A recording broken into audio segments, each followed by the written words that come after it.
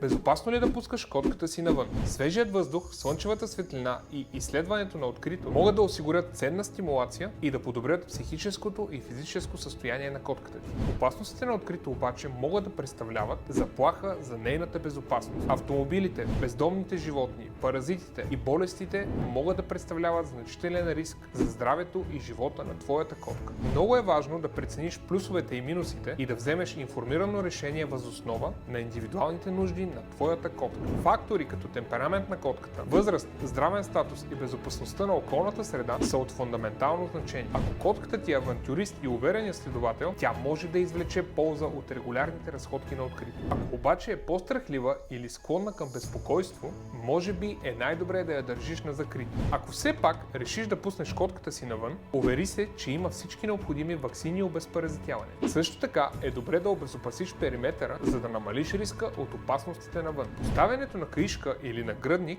не винаги е добра идея. Котките обичат да се катерят и завират по всевъзможни места. Носенето на такива аксесуари увеличава риска от закачане или заклещване. Също така е важно да държиш котката си под око и да следиш поведението й за всякакви признаци на стрес или заболяване. Редовните ветеринарни прегледи са от решаващо значение, за да си сигурен, че котката ти ще остане здрава и защитена. Не забравяй, че безопасността на котката ти винаги е основен приоритет. Научи още полезна информация за грижата за твоята котка в новата ми книга "Наръчник за грижовни стопани на котки". Линка ще откриеш в профила ми.